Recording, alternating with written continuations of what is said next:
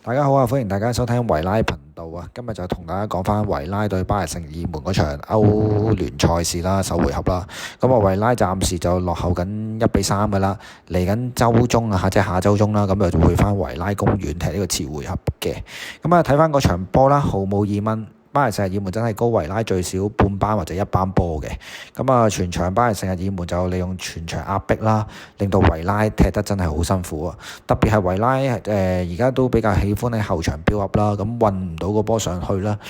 好多時都要靠馬天尼斯一腳就踢翻上去嘅話咧，就俾翻個控球權巴黎聖日耳門啦。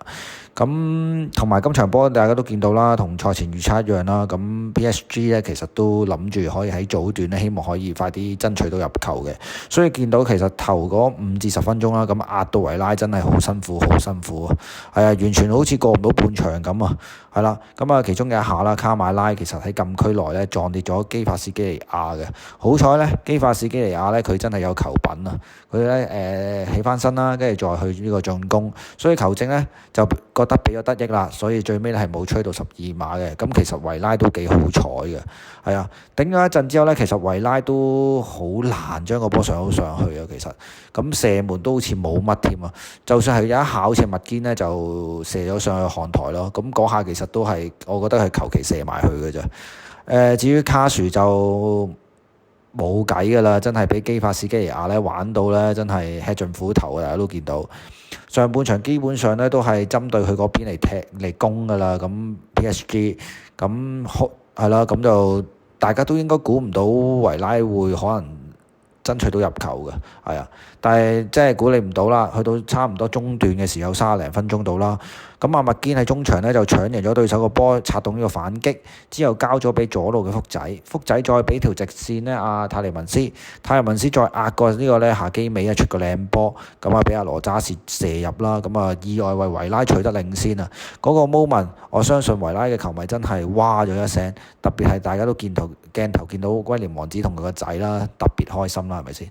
好啦，落後之後嘅 PSG 咧，咁啊真係估你唔到啊，因為佢點解會落後咧？咁啊之後就瘋狂進攻啦，其中一下咧，道爾嘅射門啦，就俾馬天尼斯咧神救嗰下可以話，因為嗰個波都差唔多喺8屆前俾馬天尼斯救翻出嚟嘅，咁啊以為大難不死啦，點知下一個攻勢咧就俾阿道爾帶喺左路咧帶翻入個大位咧，雖然喺羅渣士壓迫住佢噶啦，但係都俾佢咧射個世界波追和啊！咁呢下都冇辦法啦，就算馬天尼斯幾好身手都冇用啊，因為呢球真係射得好靚好靚。咁啊，半場最終咧就係1-1打和嘅。咁呢個賽果其實對於維拉球迷嚟講都算係一個唔錯嘅賽果嘅。不過咧，下半場咧，艾馬利又作出奇怪調動啊！唔知點解咧，佢就將卡殊收起咗啦，就換咗阿迪沙斯入嚟嘅。咁我覺得就因為可能第一啦，卡殊已經有黃牌啦，咁就驚佢下半場可能再攞多張黃牌就紅牌離場啦。第二咧，我就覺得見到咧喺個後備席嗰度咧，卡殊其實咧就已經係敷晒冰喺個膝頭哥度，咁唔知係咪因為有可能真係頂唔順啦？咁同埋上半場佢一個攔截咧，佢亦都見到佢咧喺地下度咧要軍醫入嚟去治一治理嘅，咁唔知係咪因為呢個傷嘅原因咧就收起咗佢啦？咁 PSG 見你咁換咧，換咗個迪沙斯，速度更加慢嘅入嚟，梗係舐晒你啦！咁所以下半場其實開咗3分鐘就基法士基尼亞咧又喺度冇輪冇咁冇嗰下級波咧，令到阿迪沙斯完全食晒塵啦，同埋可以話係出晒洋相啦，真係跟住之後就喺閘位咧射咗個近柱波咧，咁啊喺個眉頂度仲要貼近呢個眉頂喎射入啊，咁啊為呢個 PSG 咧再取得呢個領先啦。咁又係早段失波啦，咁啊真係冇計，仲要喺迪沙斯嗰邊，咁所以好多維拉球迷都話：喂，艾馬利，點解你又咁換啊？上次森林嗰場已經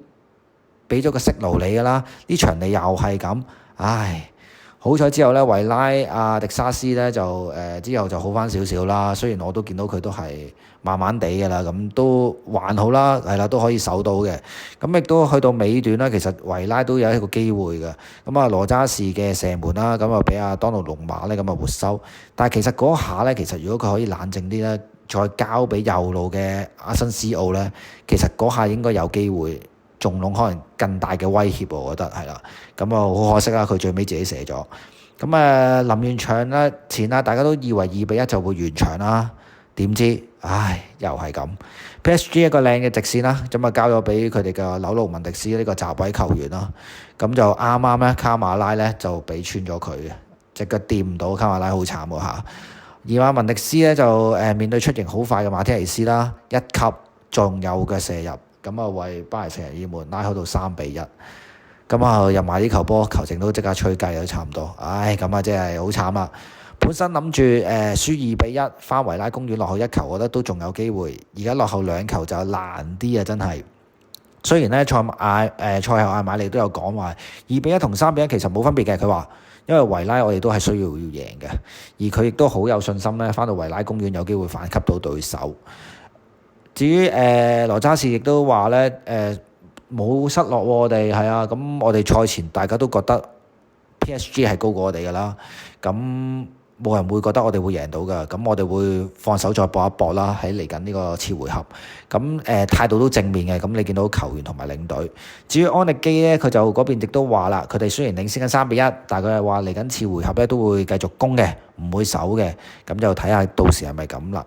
咁啊，最終維拉呢場波就輸咗3-1啦，咁啊全場其實PSG 咧有30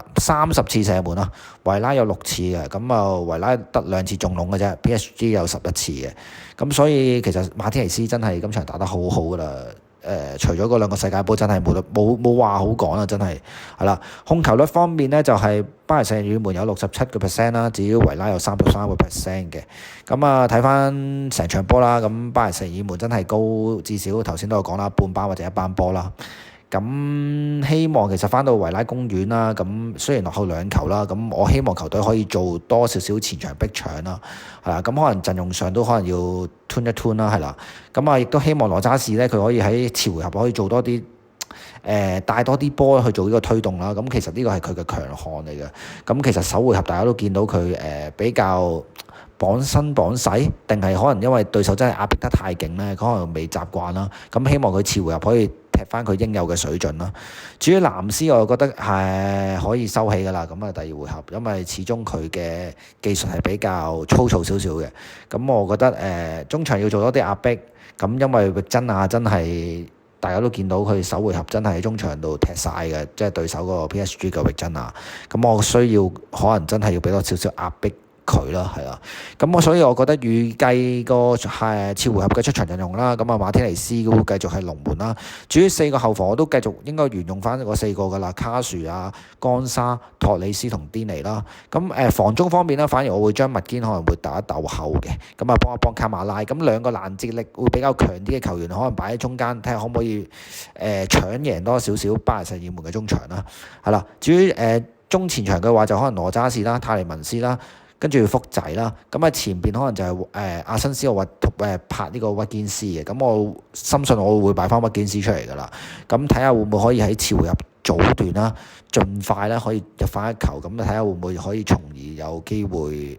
追和巴黎聖日耳門，又或者可能反勝。咁就要睇下球員嘅努力啦，咁亦都希望大家繼續支持維拉啦。咁嚟緊週末亦都會作客修咸頓嘅，咁希望我哋都可以全取3分啦。咁就下次節目時間再見啦。好啦，多謝大家收聽，咁啊記住 like 同 share 我哋嘅頻道啦。好啦，拜拜。